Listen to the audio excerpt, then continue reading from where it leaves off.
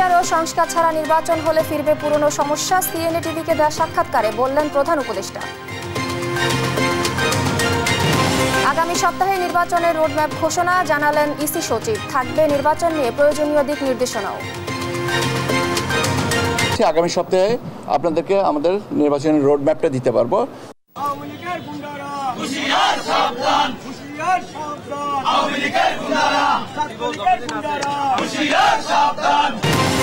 ধানমন্ডির ৩২ নম্বরে রাতভর ছাত্র জনতার অবস্থান, আওয়ামী লীগ সমর্থক আটক ৩, নাশকতা রোধে বাড়তি নিরাপত্তা।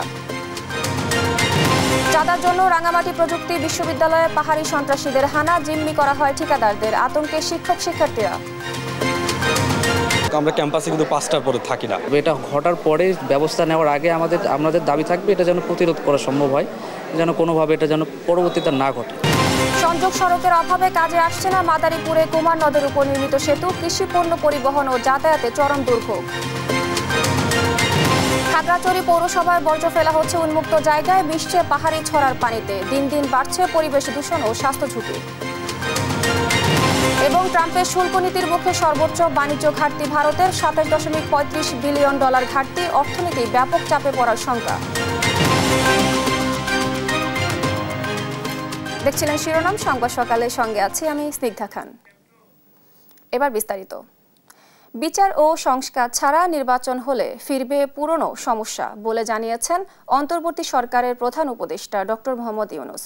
বুধবার সিঙ্গাপুরের সংবাদ মাধ্যম চ্যানেল নিউজ এশিয়া সিএনএ-কে দেয়া এক সাক্ষাৎকারে এ কথা বলেন তিনি। প্রধান উপদেষ্টা বলেন, নির্বাচন বৈধ না হলে তা আয়োজনের কোনো মানে হয় না। রাজনৈতিক ব্যবস্থা যে কারচুপি রয়েছে তা সংস্কার করা আবশ্যক। এতে সময় প্রয়োজন হলেও অগ্রগতি এসেছে বলে মন্তব্য করেন ডক্টর ইউনূস। ছাত্র জনতার গণ অভ্যুত্থানে উচ্ছেদিত সাবেক প্রধানমন্ত্রী শেখ হাসিনা প্রসঙ্গেও উপদেষ্টা বলেন, হাসিনা ভারতে থাকলেও তার বিরুদ্ধে বিচার কাজ অব্যাহত থাকবে।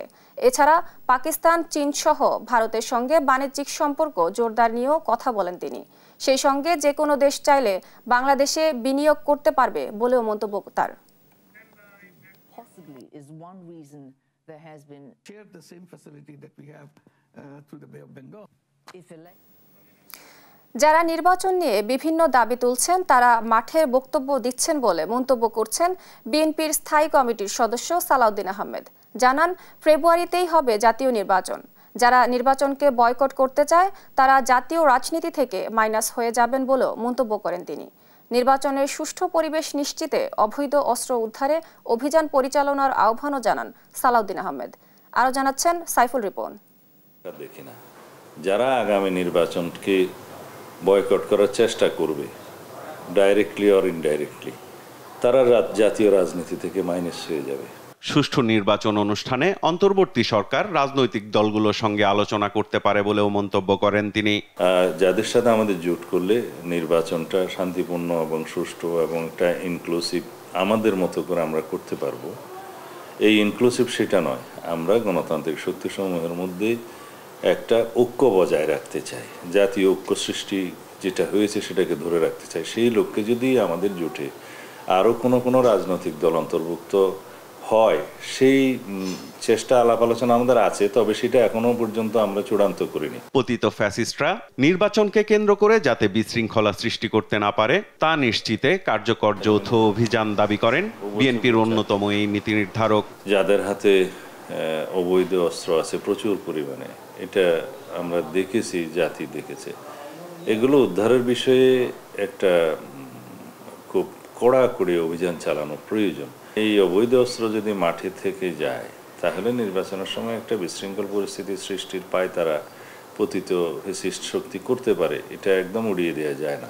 রাজনৈতিক দলগুলোর কোনো বিষয়ে সংশয় থাকলে তা অন্তর্বর্তী সরকার দূর করবে বলেও প্রত্যাশার কথা জানান সালাউদ্দিন আহমদ। যাদের মধ্যে সংশয় আছে যে নির্বাচন অনুষ্ঠানের আগে কি কি বিষয়ে তারা দেখতে চায়, সেই বিষয়গুলোর জবাব তো অবশ্যই সরকারের কাছে থাকবে। সাইফুল রিপন, দেশ টিভি, ঢাকা। ত্রয়োদশ জাতীয় সংসদ নির্বাচনের রোডম্যাপ আগামী সপ্তাহে প্রকাশ করবে নির্বাচন কমিশন। রোডম্যাপে নির্বাচন নিয়ে বিস্তারিত দিক নির্দেশনা থাকবে বলে জানিয়েছেন ইসির সিনিয়র সচিব আক্তার আহমেদ। এছাড়াও সাংবাদিকদের সঙ্গে একটি বৈঠক করবে ইসি, যাতে নির্বাচনের প্রস্তুতি সম্পর্কে সুস্পষ্ট ধারণা দেওয়া হবে। শিউলি রায়ের রিপোর্ট, জানাচ্ছেন এনআই নাহিদ। বৃহস্পতিবার দুপুরে রাজধানী আগারগাঁওয়ের নির্বাচন ভবনে প্রেস ব্রিফিং করেন সিনিয়র সচিব আখতার আহমেদ। এর সাথে আরো আমরা যে এই সময় তিনি জানান, পর্যবেক্ষকদের কাছ থেকে ৩১৮টি আবেদন পাওয়া গেছে, যেগুলো পর্যালোচনা করা হচ্ছে। যারা পর্যবেক্ষক হিসেবে আবেদন করেছেন ৩১৮টা আবেদন পেয়েছে, এটা পর্যালোচনা চলছে। ২২টি রাজনৈতিক দলের নিবন্ধন হয়েছে। প্রাথমিকভাবে প্রয়োজনীয় তথ্যের জন্য ও পর্যবেক্ষণের জন্য ফিল্ডে পাঠানো হবে বলেও জানান তিনি।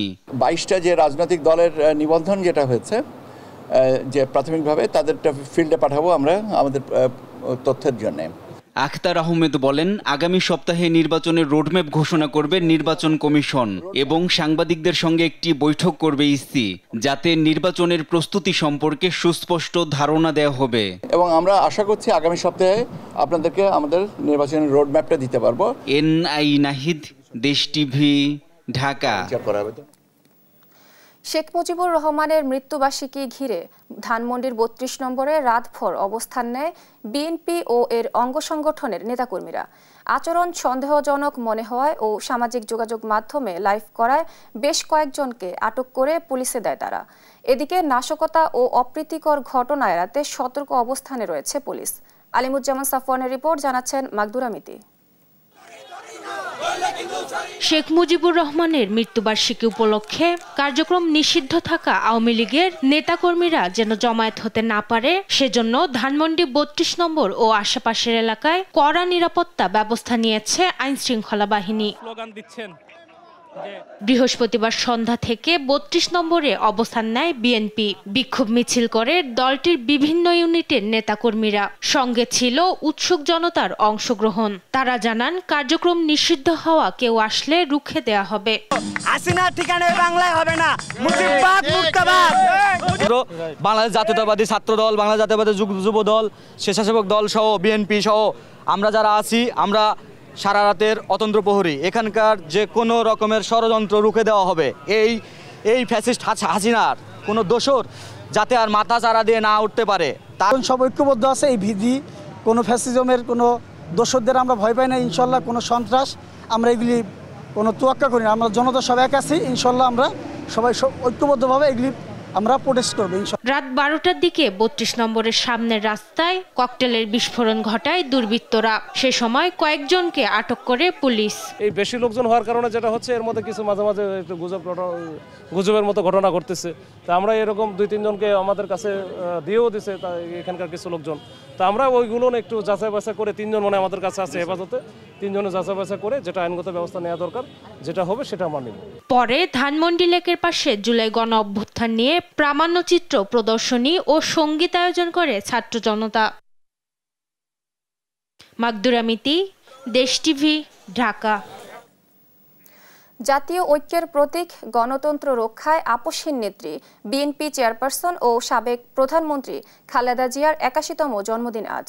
স্বৈরাচার এরশাদ ও ফ্যাসিস্ট শেখ হাসিনার রক্তচক্ষুকে ভয় না পাওয়া দেশের প্রথম নারী প্রধানমন্ত্রী খালেদা জিয়া বার্ধক্য ও অসুস্থতাকে উপেক্ষা করে এখনও লড়ে যাচ্ছেন গণতন্ত্র প্রতিষ্ঠার আন্দোলনে। ফ্যাসিস্ট সরকারের পতনের পর দেশে জাতীয় ঐক্য ধরে রেখে গণতন্ত্রের মুক্তির আহ্বান জানিয়ে যাচ্ছেন তিনি। নিয়াজ মোর্শেদের রিপোর্ট। এরশাদের স্বৈরাচারী শাসন, জুলুম, অত্যাচার আর লোভ, আর শেখ হাসিনার 15.5 বছরের ফ্যাসিবাদী শাসন। এখানেও জেল, জুলুম আর 2 সন্তানের উপরে অমানসিক অত্যাচার, দীর্ঘদিন পরিবার থেকে বিচ্ছিন্নতা, অসুস্থ হয়েও বিদেশি চিকিৎসার সুযোগ না পাওয়া, তবুও কোনো আপোষ নয় গণতন্ত্রের স্বার্থে। গণতন্ত্র রক্ষা আর দেশের জনগণের ভোটাধিকার ফিরিয়ে দিতে এক লৌহ মানবীর নাম খালেদা জিয়া।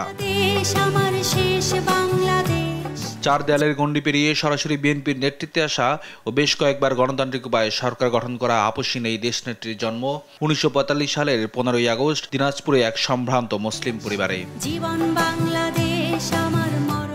স্বামী রাষ্ট্রপ্রধান হলেও কখনো রাজনৈতিক পরিচয় বহন করেনি গণতন্ত্রকামী তৎকালীন রাষ্ট্রপতি জিয়াউর রহমানের সহধর্মিণী বেগম খালেদা জিয়া। 1981 সালে বিপদগামী সেনা সদস্যদের অভ্যুত্থানে জিয়াউর রহমান শহীদ হওয়ার পরে নেতৃত্ব শূন্য বিএনপিকে গোছাতে নেমে পড়েন তিনি। একদিকে দল গোছানো, অন্যদিকে স্বৈরশাসকের বিরুদ্ধে যুগপৎ আন্দোলনের নেতৃত্বে বলিষ্ঠ ভূমিকা রাখেন জাতীয়তাবাদী শক্তির এই কাণ্ডারি। গণতন্ত্রের প্রশ্নে মাথা নিচু না করে লোভকে পেছনে ফেলে নেতৃত্ব দিয়ে যান এরশাদ বিরোধী আন্দোলনের। স্বৈরাচারী সরকারের সঙ্গে আপোষ না করায় খেতাব পান আপসহীন নেত্রীর। দীর্ঘ ৮ বছর সংগ্রাম শেষে ১৯৯১ সালে জনগণের রায়ে জাতীয় সংসদে সংখ্যাগরিষ্ঠতা লাভ করেন তিনি। একাই ৫টি আসনে বিজয়ী হয়ে দেশের প্রথম নারী প্রধানমন্ত্রীর মুকুট ছিনিয়ে আনেন। শুধু তাই নয়, তার ঝুলিতে যোগ হয় মুসলিম সংখ্যাগরিষ্ঠ দেশগুলোর মধ্যে দ্বিতীয় নারী সরকার প্রধানও।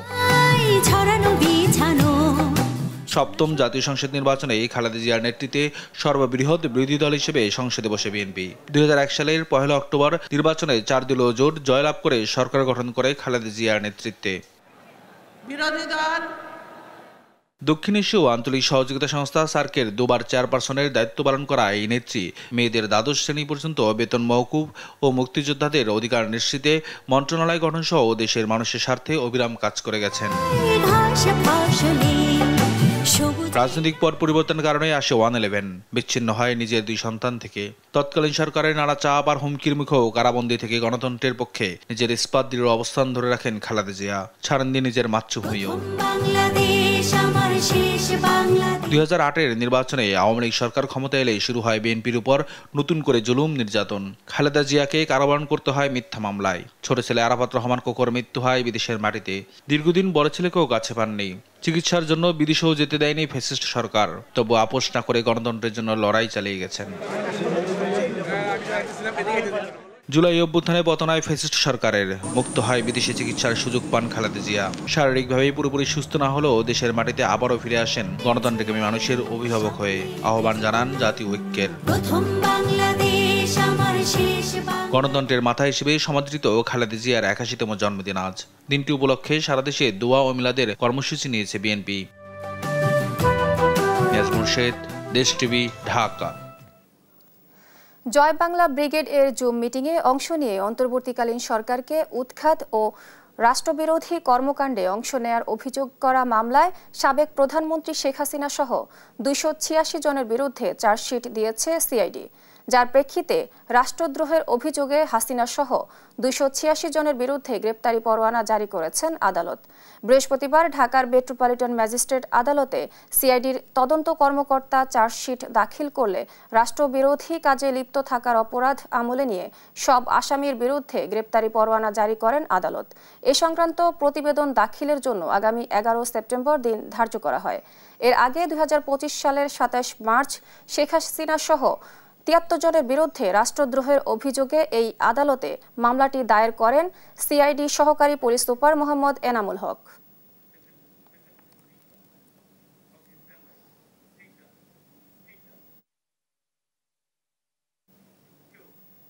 সাবেক প্রধানমন্ত্রীর পুত্র সজীব ওয়াজেদ জয়ের বিরুদ্ধে অবৈধ সম্পদ অর্জনের অভিযোগে মামলা করেছে দুর্নীতি দমন কমিশন। অনুসন্ধানে বেরিয়ে আসে মার্কিন যুক্তরাষ্ট্রে জয়ের রয়েছে 2টি বাড়ি, যার আনুমানিক মূল্য ৫৪ কোটি টাকার বেশি। এদিকে সাংবাদিক মুন্নি সাহা দম্পতির সম্পদ বিবরণী দাখিলের নির্দেশ দিয়েছে সংস্থাটি। ফজলে আদিত্যের রিপোর্ট বিস্তারিত।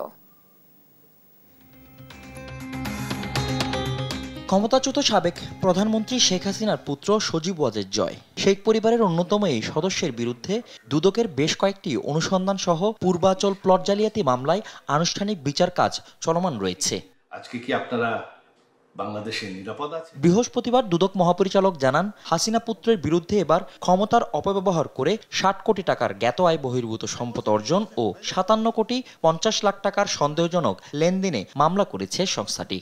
ক্ষমতার অপব্যবহার পূর্বক অসৎ উদ্দেশ্যে অসাধু উপায়ে জ্ঞাত আয়ের উৎসের সাথে প্রায় ৬০ কোটি টাকারও বেশি মূল্যের সম্পদ অর্জন এবং ৫৭ কোটি ৫০ লক্ষ টাকারও বেশি অস্বাভাবিক এবং সন্দেহজনক লেনদেন করার অপরাধ অনুসন্ধানকালে প্রমাণিত হয়েছে।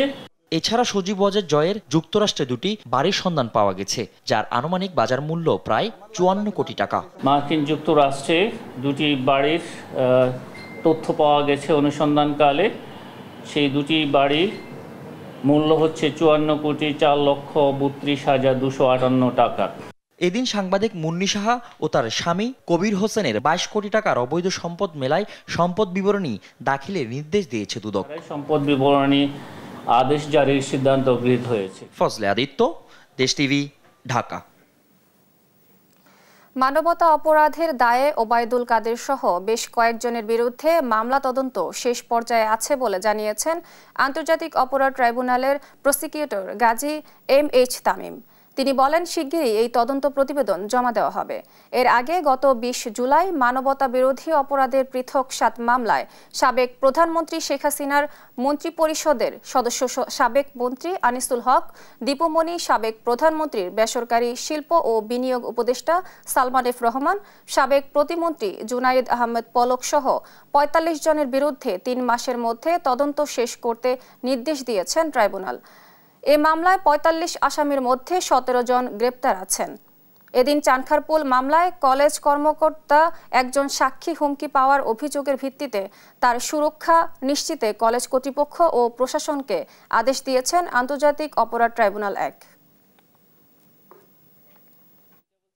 ট্রাইব্যুনাল আদেশ দিয়েছেন এই সাক্ষী যে প্রতিষ্ঠানে কর্মরত আছে সেই প্রতিষ্ঠানের প্রধান এবং এই প্রতিষ্ঠান এবং সাক্ষীর যে এলাকা সেই এলাকার তদন্তকারী সেই এলাকার অফিসার ইনচার্জ এই সাক্ষীর সুরক্ষা, সেফটি এবং ওয়েলবিং নিশ্চিত করার জন্য ওবায়দুল কাদের সহ বেশ কয়েকজনের তদন্ত প্রতিবেদন একদম শেষ পর্যায়ে মর্মে আমাদেরকে তদন্ত সংস্থা থেকে জানানো হয়েছে। খুব শীঘ্রই আমরা আশা করছি যে আরো কয়েকটি মামলার তদন্ত প্রতিবেদন আমরা হাতে পাব। পাহাড়ি সশস্ত্র সংগঠনের চাঁদাবাজির হাত থেকে রেহাই মিলছে না রাঙামাটির একমাত্র রাঙামাটি বিজ্ঞান ও প্রযুক্তি বিশ্ববিদ্যালয়ের। চাঁদা না দিলে আগ্নেয়াস্ত্রে মহড়া দিয়ে আতঙ্ক ছড়িয়ে জিম্মি করে প্রতিষ্ঠানের ঠিকাদারদের। এ নিয়ে অনেকটাই আতঙ্কে বিশ্ববিদ্যালয়ের শিক্ষার্থীরাও। এমন ঘটনায় নির্বিকার আইনশৃঙ্খলা বাহিনী। ইশাদ সোহেলের ছবিতে অনুসন্ধান করেছেন শাহাদাত নিশাদ। 26 জুন 11:15 রাঙামাটি বিজ্ঞান ও প্রযুক্তি বিশ্ববিদ্যালয়ের সিসিটিভি ফুটেজে দেখা যায় 7 ব্যক্তি ক্যাম্পাসে ঢুকছেন। তাদের 4 জনের হাতে আগ্নেয়াস্ত্র। অস্ত্রধারীদের দেখে ক্যাম্পাসের প্রবেশ গেটে বসে থাকা নিরাপত্তা প্রহরী আটকে ওঠেন। এ সময় অস্ত্রধারীরা নিরাপত্তা প্রহরীর কক্ষে ঢুকেন। 4 মিনিটের ভিডিওটির শেষ দিকে দেখা যায় হুমকি ধামকি দিয়ে ওই 7 জন আবার বেরিয়ে যান। কেন এই সন্ত্রাসী বাহিনী বিশ্ববিদ্যালয়ে ঢুকলো? অনুসন্ধানে জানা যায় রাঙামাটি বিজ্ঞান ও প্রযুক্তি বিশ্ববিদ্যালয়ের নির্মাণাধীন প্রকল্পের আওতায় বিশ্ববিদ্যালয়টির 3 তলা একাডেমিক ভবন ও প্রশাসনিক ভবনের নির্মাণ কাজ চলছে, যেখানে 2 ভবনের নির্মাণ ব্যয় আনুমানিক প্রায় 26 কোটি টাকা। সে প্রকল্পে নজর পড়ে স্থানীয় সন্ত্রাসীদের। ঘটনার দিন অস্ত্রধারীরা ভবন তৈরির কনস্ট্রাকশন কাজের সিকিউরিটি গার্ডের মোবাইল ফোন জব্দ করে এবং লেবারদেরকে কাজ বাদ দিয়ে বাড়ি চলে যেতে বলেন। চাঁদা না দিলে কাজ করতে দেবেন না বলে জানান অস্ত্রধারীরা। আর যদি কথা অমান্য করে কাজ করা হয় তবে পরের বার এসে সবাইকে মেরে ফেলার হুমকি প্রদান করে। রাঙামাটি বিজ্ঞান ও প্রযুক্তি বিশ্ববিদ্যালয়ের এই সেই জায়গা যেখানে অস্ত্র নিয়ে মহড়া দেয়া হয় চাঁদার দাবিতে, বন্ধ করে দেয়া হয় ভবন নির্মাণের কাজ। গোয়েন্দা তথ্যে উঠে আসে জেএসএস মূল সশস্ত্র গ্রুপকেই 1 কোটি টাকা চাঁদা দিতে হবে এমন দাবিতে একটি নাম্বার থেকে কয়েকবার ফোন করে বিশ্ববিদ্যালয় ভবন নির্মাণ ঠিকাদারকে। ঠিকাদারের অভিযোগ, কাজ শুরু হওয়ার পর থেকেই বারবার পাহাড়ি শান্তি বাহিনী পরিচয়ে চাঁদার দাবিতে হুমকি আসতে থাকে। সশস্ত্র সংগঠনটি 4 বার ক্যাম্পাসে ঢুকে কাজ বন্ধের হুমকি দিয়েছে।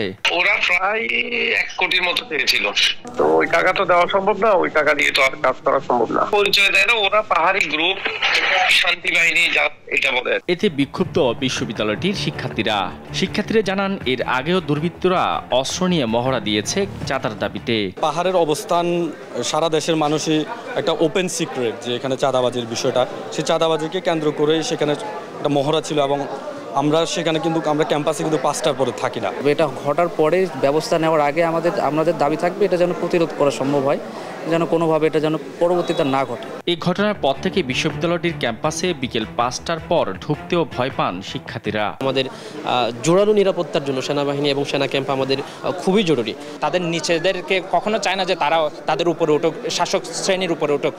উপরে উঠলে তো তারা শোষণ করতে পারবে না। ওই জায়গাটা থেকে চাইছে তাদের বিষয়গুলো, তাদের কার্যক্রমগুলো যাতে সহজভাবে চালিয়ে যেতে পারে, যাতে এই এলাকার ডেভেলপমেন্টটা না হয়। এই পরিস্থিতিতে বিশ্ববিদ্যালয়টির উপাচার্য ক্যাম্পাসে পুলিশ ফাঁড়ির স্থাপনের দাবি জানান। একই সাথে পাহাড়ি সন্ত্রাসীদের কাছে নিজেদের অসহায়ত্বের কথাও তুলে ধরেন। এগুলো তো সন্দেহের না কিছু না। এখানে যারা আসে, এখানকার যে সমস্ত গ্রুপ আছে সে সমস্ত গ্রুপগুলোই তো আসে। একটা পুলিশ ফাঁড়ির কথা চলছে, ফান্ডিং নিয়ে আমাদের একটু অসুবিধা আছে। তো ওনারা আশ্বস্ত করেছে আমাদেরকে যে আশা করছি এরকম ঘটনা হয়তো আর ঘটবে না। এদিকে ঘটনার 1 মাস পেরিয়ে গেলেও দুর্বৃত্তদের শনাক্ত করতে পারেনি আইন শৃঙ্খলা বাহিনী। রাঙামাটির police super SM Farhad Hossain দেশ টিভিকে জানান, সিসিটিভি ফুটেজ বিশ্লেষণ করে দুর্বৃত্তদের শনাক্ত ও গ্রেফতারের কাজ চলছে। এর রেজুলেশনটা অত্যন্ত দুর্বল, যা দিয়ে মানুষের মুখোশ ছবি বের করা অত্যন্ত কঠিন। তারপরেও আমরা সন্দেহজনকভাবে যাদের পেয়েছি তাদের বিষয়ে আমরা অনুসন্ধান করছি এবং আমাদের একটা টিম কন্টিনিউয়াসলি এটার অনুসন্ধানে কিন্তু লেগে আছে। এই ঘটনায় দ্রুত ও কার্যকর পদক্ষেপ গ্রহণ করে আইন শৃঙ্খলা বাহিনী, স্থানীয় প্রশাসন ও বিশ্ববিদ্যালয়ের প্রশাসনের সমন্বয়ে একটি শক্তিশালী নিরাপত্তা ব্যবস্থা গড়ে তোলার প্রয়োজন বলে মনে করেন শিক্ষার্থী ও স্থানীয়রা। শাহাদাত নিশাত, দেশ টিভি, রাঙামাটি। ফের দ্রুত গতিতে পানি বাড়ছে যমুনায়, একই সঙ্গে বাড়তে শুরু করেছে অভ্যন্তরীণ নদ নদীর পানি। তবে ভারী বন্যায় আশঙ্কা নেই বলে জানিয়েছে পানি উন্নয়ন বোর্ড। এ নিয়ে আরো বিস্তারিত জানাতে সরাসরি যুক্ত হচ্ছেন আমাদের সহকর্মী শুভ কুমার ঘোষ। শুভ, পানি বৃদ্ধির বর্তমান অবস্থা কি, এ নিয়ে পানি উন্নয়ন বোর্ড কি বলছে এবং বন্যার আশঙ্কা রয়েছে কিনা আমাদের জানাবেন। স্নিগ্ধা, আসলে এর আগে একাধিক দফায় কিন্তু এই যমুনার সিরাজগঞ্জ পয়েন্টে পানি বৃদ্ধি পেয়েছে এবং কমেছেও, কিন্তু সর্বশেষ এই দফাতে কিন্তু বেশ কয়েকদিন হলো পানি বাড়ছিল। তবে গত কয়েকদিন হলো পানি বৃদ্ধির হারটা কিন্তু বেড়েছে। আজকেও কিন্তু গত 24 ঘন্টায় এই সিরাজগঞ্জ যে দুইটি পয়েন্ট রয়েছে, সিরাজগঞ্জ শহর এবং সিরাজগঞ্জে কাজীপুর, দুইটি পয়েন্টেই কিন্তু 22 সেন্টিমিটার করে পানি বৃদ্ধি পেয়েছে।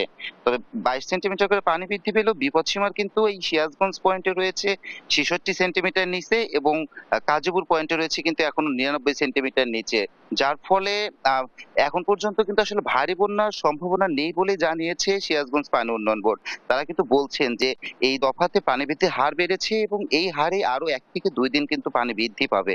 তবে এরপরে কিন্তু তারা বলছেন যে এরপরে পানি কমতে থাকবে, এরপরে আসলে আর পরবর্তীতে যে কমতে শুরু করবে তারপরে কিন্তু আর আসলে পানি বাড়ার সম্ভাবনা নেই বললেই চলে।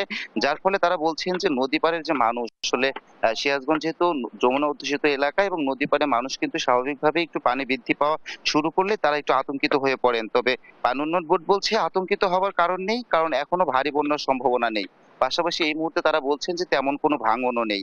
তবে আমি আপনাকে একটু জানিয়ে রাখতে চাই যে আসলে সিরাজগঞ্জ শহর যে পয়েন্ট, এই পয়েন্টে কিন্তু আসলে বিপদসীমা ধরা হয় হলো 12.90 মিটার এবং আজ কিন্তু পানির সমতল রয়েছে 12.24 মিটার এবং কাজীপুর যে পয়েন্ট রয়েছে সেখানে কিন্তু বিপদসীমা ধরা হয় 14.80 মিটার। সেখানেও আজকে পানির সমতল রেকর্ড হয়েছে সকাল 6টায় 13.81 মিটার। এবং পাশাপাশি আসলে যেহেতু যমুনার পানি বৃদ্ধি আসলে মূলত উজানের পাহাড়ি ঢল এবং যে ভারী বর্ষণ, এই দুইটার কারণেই কিন্তু এই পানিটা বৃদ্ধি পাচ্ছে এবং এই যমুনার পানি বৃদ্ধির সঙ্গে সঙ্গে কিন্তু অভ্যন্তরীণ যে কিছু নদ নদী রয়েছে সেগুলোর পানি বৃদ্ধি পাচ্ছে, বিলের পানিও বৃদ্ধি পাচ্ছে। তবে আমরা কথা বলেছি কৃষি সম্প্রসারণ অধিদপ্তরের সঙ্গেও, তারাও কিন্তু বলছেন যে আসলে পানি বৃদ্ধি পেলেও এখন পর্যন্ত ফসলের কোনো ক্ষতি তারা দেখছেন না। এর আগে যে দফায় পানি বেড়েছিল সে সময় কিন্তু তিল জাতীয় যে ফসল আছে, বিশেষ করে তিল, সেই তিলের জমিগুলো কিছু প্লাবিত হয়েছিল, কিছু অল্প পরিমাণ কিছু হয়তো ক্ষতিগ্রস্ত হয়েছিল। তবে তারা বলছেন যে আসলে তিলটা বড় হয়ে যাওয়ায় সেভাবে ক্ষতিগ্রস্ত হয়নি এবং এই পর্যন্ত আসলে এই বন্যায় সিরাজগঞ্জে খুব বেশি নিম্নাঞ্চল প্লাবিত হওয়ারও খোঁজ পাওয়া যায়নি এবং ফসলের যে ক্ষতি হবে সেই ফসলের ক্ষতিটার বিষয়ে কিন্তু তারা বলতে পারেননি এখন পর্যন্ত। যার ফলে পানি উন্নয়ন বোর্ডের তথ্য অনুযায়ী এই বন্যায় এই বছরে এখন পর্যন্ত বর্তমান যে তাদের কাছে পূর্বাভাস রয়েছে, বর্তমান পূর্বাভাস অনুযায়ীও আতঙ্কিত হওয়ার কিছু নেই। স্নিগ্ধা, এই ছিল আসলে আমার কাছে সিরাজগঞ্জ থেকে যমুনার পানি বৃদ্ধির সর্বশেষ তথ্য। ধন্যবাদ আপনাকে। যমুনার পানি বৃদ্ধির বর্তমান অবস্থা ও পানি উন্নয়ন বোর্ড কি বলছে বা বন্যার আশঙ্কা রয়েছে কিনা সেই সম্পর্কে আমাদের জানাচ্ছিলেন আমাদের সহকর্মী শুভ কুমার ঘোষ। এখন আমরা চলে যাব আমাদের আরেকজন প্রতিনিধির কাছে। নাটোরের সব সবজির দাম আকাশ ছোঁয়া, কাঁচামরিচ 250 টাকা কেজিতে বিক্রি হচ্ছে। এছাড়াও প্রায় সব সবজির দাম 50 থেকে শুরু করে 200 পর্যন্ত ছাড়িয়েছে। এ নিয়ে আরো বিস্তারিত জানাতে আমাদের সঙ্গে যুক্ত হচ্ছেন আমাদের সহকর্মী মামুন খান। মামুন, বাজারে বর্তমান কি অবস্থা দেখছেন আমাদের জানাবেন। ধন্যবাদ ইস্তিকা। আমরা এখন রয়েছি নাটোর নিচা বাজার এলাকায়। আপনারা জানেন যে আপনি কিন্তু বললেন যে সব সবজির দামই আকাশ ছোঁয়া। আসলে এই বাস্তব পরিস্থিতিটা আমরা বাজারে এসেও দেখছি যে যারা নিম্নবিত্ত থেকে শুরু করে উচ্চবিত্ত রয়েছে তারা কিন্তু সকলেই আজকে শুক্রবারের দিন উপলক্ষে কিন্তু বাজারে এসেছে এবং তারা কিন্তু আমাদের কাছে বলছিলেন, আমরা তাদের সাথে কথা বলছিলাম তখন তারা বলছিলেন যে প্রত্যেকটি সবজির দামই কিন্তু আজকে আকাশ ছোঁয়া এবং 50 থেকে শুরু করে 200-250 পর্যন্ত সবজির দাম রয়েছে। সেই সাথে কাঁচামরিচের যে দাম সেটি কিন্তু 200 থেকে 250 টাকা পর্যন্ত কেজিতে বিক্রি হচ্ছে এবং প্রত্যেকটি যেই কাঁচা সবজিগুলো রয়েছে সেগুলোর কোনো বেগুন থেকে শুরু করে করলা, আলু, পেঁপে, গাজর সকল সবজির দাম কিন্তু আকাশ ছোঁয়া এবং তারা কিন্তু আমাদের কাছে বলছিলেন যে এই হঠাৎ করে এই বন্যার জন্য কিন্তু এই সবজির দাম বৃদ্ধি পেয়েছে বলে বাজারে যারা বিক্রেতা রয়েছে তারা কিন্তু জানাচ্ছিলেন এবং ডিমের হালিতে কিন্তু 4 থেকে 5 টাকা করে বৃদ্ধি পেয়েছে এবং চাউলের, ডাউলের সবকিছুর দামই কিন্তু এখন বৃদ্ধি পেয়েছে। চাউলের দাম 4 থেকে 6 টাকা করে কিন্তু কেজিতে বৃদ্ধি পেয়েছে এবং ডাউলের দাম কিন্তু 8 থেকে 10 টাকা কেজিতে বৃদ্ধি পেয়েছে এবং মাছের দাম যেটি আমরা শুনলাম এসে যে দেশীয় যে মাছগুলো রয়েছে সেগুলোর দাম কিন্তু আজকে শুরুতেই 40 থেকে 50 টাকা কেজিতে বৃদ্ধি পেয়েছে এবং আমরা আরো কথা বলেছি স্থানীয় যে ক্রেতারা রয়েছে তারা কিন্তু আমাদের কাছে বলছিলেন, আমরা যদি একজন ক্রেতার সাথে একটু কথা বলি। আচ্ছা, বাজার তো এসেছেন, কেমন দেখছেন? বাজারের হচ্ছে গত সপ্তাহ থেকে এবার সপ্তাহে অনেক দাম, প্রত্যেকটা জিনিসের দাম হচ্ছে কাঁচা সবজির দাম 20 থেকে 30 টাকা বেশি, মাছের দাম গত সপ্তাহে যা গেছে এই পাশে আরো বেশি 50 থেকে 100 টাকা পর্যন্ত। যে অবস্থা এখন মানে মধ্যবিত্ত ফ্যামিলির জন্য বাজার করা এখন টাফ। আর হচ্ছে যে কোনো জিনিসে এখন কিনতে আসলে এখন গাজরের দাম যেমন গত সপ্তাহে ছিল এক দাম, এখন বেগুন হচ্ছে 100 টাকা কেজি, যেমন গত সপ্তাহে ছিল 50 টাকা কেজি, 60 টাকা কেজি। এখন ভালো জিনিস কোনো কিছু নিতে গেলেই দাম, মরিচ হচ্ছে 250 টাকা কেজি চলে গেছে। যে আমাদের মতো মধ্যবিত্ত ফ্যামিলির জন্য বর্তমান বাজারের মানে করার দুঃসাধ্য হয়ে গেছে। ফ্যামিলি চালায় এই বর্তমান বাজারে মানে এতটা দুঃসাধ্য হয়ে গেছে যে বাজার করাটাই টাফ। ধন্যবাদ। আমরা শুনছিলাম তারা কিন্তু আমাদের কাছে বলছিলেন যে বাজার পরিস্থিতির যে বিষয়গুলো রয়েছে যে প্রত্যেকটি বাজারের দাম কিন্তু ঊর্ধ্বগতি এবং তারা এই অভিযোগ করছিলেন যে এখন 1000 টাকার নিয়ে এসেও যে বাজার করে ব্যাগ ভরে নিয়ে যাবে সেটাও পারছে না এবং তারা আরো কিছু বলছেন যে মুরগি এবং মাছ মাংসের দাম কিন্তু স্থিতিশীল রয়েছে এবং আমরা এই কথা বলছিলাম তারা জি আমরা কথা বলছিলাম তাদের কাছ থেকে এবং তারা কিন্তু আমাদের কাছে এই বাজারের পরিস্থিতি নিয়ে জানাচ্ছিলেন। আমরা নাটোরের সর্বশেষ বাজার পরিস্থিতি নিয়ে সংযুক্ত ছিলাম নাটোর থেকে। ইস্তিকদা, ধন্যবাদ আপনাকে। নাটোরের বাজার সম্পর্কে জানাচ্ছিলেন আমাদের সহকর্মী মামুন খান। মাদারীপুর লক্ষ্মীগঞ্জে কুমার নদের উপর নির্মিত সেতুর উত্তর পাশে কোনো রাস্তা না থাকায় জনসাধারণের কোনো কাজেই আসছে না সেতুটি। শিক্ষার্থী ও স্থানীয়দের যাতায়াত সহ কৃষি পণ্য আনা নেওয়ায় দুর্ভোগ বেড়েছে স্থানীয়দের, এতে ক্ষুব্ধ এলাকাবাসী। মামলা জটিলতায় রাস্তা নির্মাণের কার্যক্রম বন্ধ থাকলেও শীঘ্রই পদক্ষেপ নেওয়ার আশ্বাস দিয়েছেন মাদারীপুর স্থানীয় সরকার প্রকৌশল অধিদপ্তর। সহকর্মী শিবশঙ্কর রবি দাসের রিপোর্ট, জানাচ্ছেন লাইলা খান। 2021 সালে মাদারীপুর লক্ষ্মীগঞ্জের কুমার নদের ওপর 99 মিটার একটি সেতু নির্মাণ করে স্থানীয় সরকার প্রকৌশল অধিদপ্তর। তবে সেতুটির দক্ষিণ পাশে সংযোগ সড়ক থাকলেও উত্তর পাশে নেই কোনো সড়ক। এতে ভোগান্তি বেড়েছে পাঁচখোলা, রাস্তি, কালিকাপুর সহ অন্তত 6টি ইউনিয়ন ও মাদারীপুর পৌরসভার একাংশের মানুষের। নিজ উদ্যোগে স্থানীয়রা বালু ভরাট করে প্রাথমিকভাবে সেতুটিতে যাতায়াতের ব্যবস্থা করেন, কিন্তু বৃষ্টিতে বালু সরে গিয়ে সেতুর উত্তর পাশে সৃষ্টি হয়েছে বড় বড় গর্ত। এতে দুর্ঘটনার শঙ্কায় রয়েছেন পথচারী ও এলাকাবাসী। সেতুর উত্তর পাশে কোনো সড়ক না থাকায় 8 কিলোমিটার সড়ক ঘুরে জেলা সদরে পৌঁছাতে হচ্ছে স্থানীয়দের। সেতুটির উত্তর পাশ থেকে রাস্তি ইউনিয়ন পর্যন্ত 2.5 কিলোমিটার সড়ক নির্মাণে 2.5 কোটি টাকার অনুমোদন দেয় সংশ্লিষ্ট অধিদপ্তর। পরিকল্পনার অভাব আর কর্তৃপক্ষের উদাসীনতা সংযোগ সড়কটি আজও নির্মাণ না হওয়ায় দ্রুত সংযোগ সড়ক স্থাপনের দাবি জানিয়েছেন এলাকাবাসী। রাস্তাটা ভাঙা যেতেছে, এদিকে আপনার প্রায় 400-500 পরিবার আছে, আমরা এদিকে 100 পরিবার আছি। এই যে আমাদের বাইক নিয়ে যাতায়াত করতে, এটা মানুষ হেঁটে যেতে পারে না, বাইক তো দূরের কথা, আমাদের খুবই ভোগান্তির ভিতরে আছি। ওই আইয়া কিছু ঠিক করে আর এই রাস্তাটা আজকে 3 বছর ধরে একটার আলাদার কাজ করছে, কিন্তু ওই রাস্তাটার কোনো নিয়ন্ত্রণই করে না। কি দিনে হালাই দিল, কি বিল করিয়া লয়ে গেল, না রাস্তাটা ফেলে পরিষ্কার হইলো। আমাদের দুর্ভাগ্য হচ্ছে আমরা যে একটা শাক পাতা নিয়ে আমরা কাঁচা তরকারি নিয়ে আমরা বাজার দিতে পারতেছি না। ঠিক মতো করতে পারে নাই, স্ল্যাবগুলো কোনো রকম ভাবে বালির ভিতরে ধুয়ে গেছে, সেই স্ল্যাবগুলো এখন বৃষ্টিতে পুরা ধ্বংস হয়ে যাইতেছে। সকল সমস্যার সমাধান করে অতি দ্রুত সংযোগ সড়কটি সম্পন্নের আশ্বাস দিয়েছেন সংশ্লিষ্ট দপ্তরের কর্মকর্তা। আশা করি দ্রুত কাজটি রানিং করার সুযোগ পাব। আর এই মুহূর্তে বর্ষাকাল, চরম বৃষ্টি হচ্ছে, যার জন্য পুরো কাজটি বর্ষার ভিতরে হ্যান্ড ওভার দেওয়া সম্ভব হবে না। অতি দ্রুত সংযোগ সড়কটি নির্মাণ কাজ সম্পন্ন করে জনসাধারণের দুর্ভোগ কমাবে সংশ্লিষ্ট কর্তৃপক্ষ, এমনটাই প্রত্যাশা এলাকাবাসীর। শায়লা খান, নিউজ ডেস্ক, দেশ টিভি। খাগড়াছড়ি পৌরসভার বর্জ্য পাহাড়ের খাদে ফেলায় দুর্ভোগে এক গ্রামে শতাধিক পরিবার। বছরের পর বছর উন্মুক্ত স্থানে বর্জ্য ফেলায় দূষিত হচ্ছে পরিবেশ। পাহাড়ের ঢালে বর্জ্য না ফেলার দাবি এলাকাবাসীর।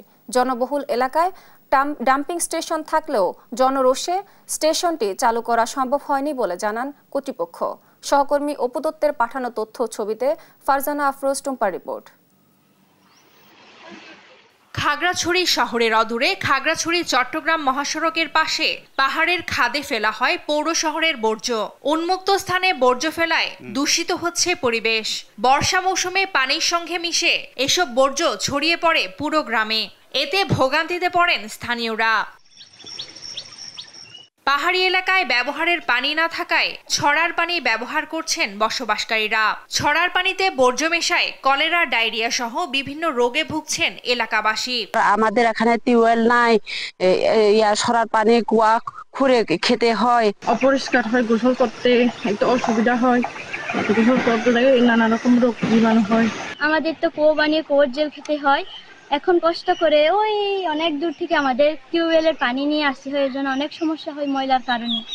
আবর্জনাগুলো অন্যদিকে সরিয়ে নেওয়া হোক, এটাই আমাদের দাবি। তাই নির্ধারিত স্থানে বর্জ্য ফেলার দাবি জানিয়েছেন স্থানীয় সহ সচেতন মহল। বর্ষাকালে পাহাড়ি ঢলের কারণে ময়লাগুলো পাহাড়ের মধ্যে দিয়ে আসে আর কি, আমাদের এই বাঙালঘাটি ছড়ায় আসে। তো এখানকার মানুষজনের অবশ্যই অনেক ক্ষয়ক্ষতি হয়। উপযুক্ত স্থানের অভাবকে দায়ী করছে কর্তৃপক্ষ।